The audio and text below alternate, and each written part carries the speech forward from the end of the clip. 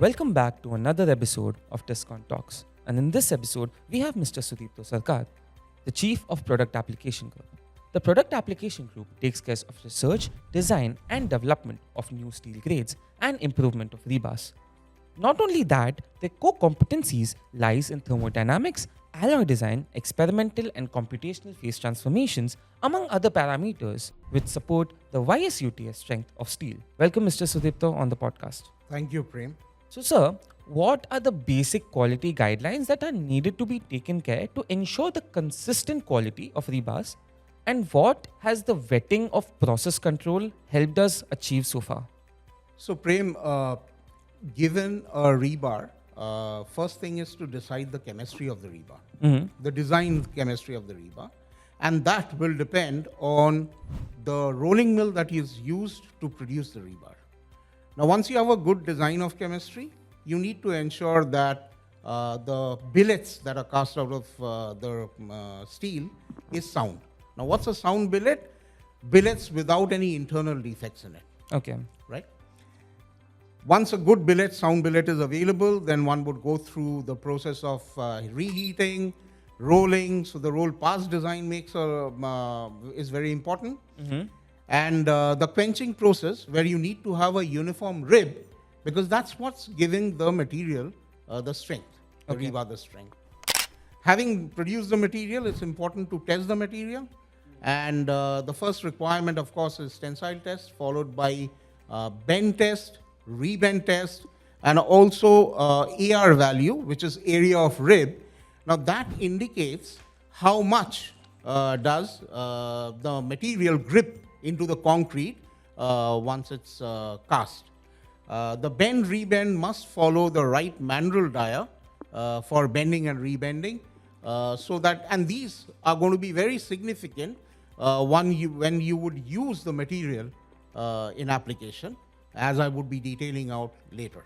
So, sir, for the audience to understand the issues which may arise in a rebar, can you specify quality defects which might come in a rebar, and how can a customer check and resolve such quality issues?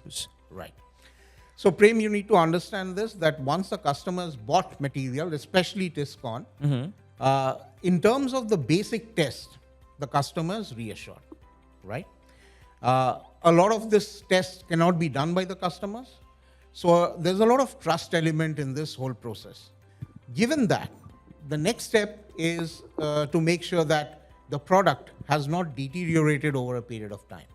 Now, there is a perception that a reddish rebar is not very good. Now, that's really not a problem. In fact, a reddish rebar improves the grip of the rebar in concrete. Okay.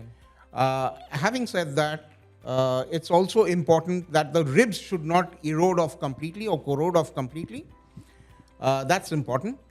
Then, when you bend the rebar, there should not be any obvious cracking or any surface defect getting exposed out. Now, once one would take care of the ribs being okay and there are no surface defects on the rebar, that should be good to go for the rebar to be used. While Tata Steel is providing superior quality rebars, what all precautions should be taken care by the contractors during execution to protect the rebar and to enhance overall life of the building with less maintenance? While it's important to have a good sound conforming rebar, that's not what is going to ensure that the building construction is perfect.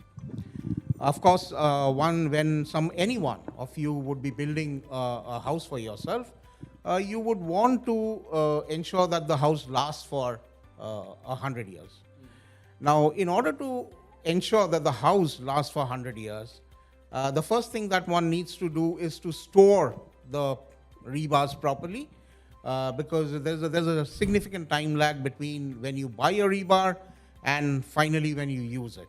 It must be stored in covered places, not exposed to rains, and if it's possible to store over a concrete area, that's better. But the storage of the rebar has to be good, so that the integrity of the rebar is maintained when it is being used. Now, having said that, while it's important to have a good rebar, keep it properly, It's also important to ensure that the soil that is being used for anchoring the rebars and creating the foundation, that needs to be tested. A lot of states mandate soil testing.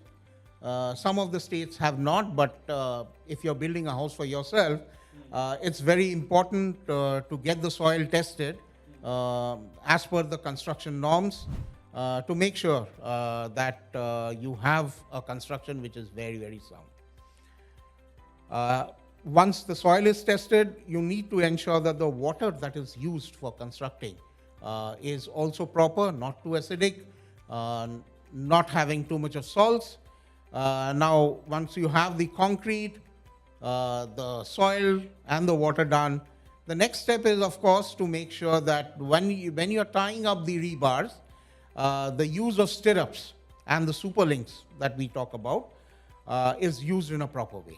So the hook angle of 135 degrees is very important. The hook length of about 65 millimeters is also very important.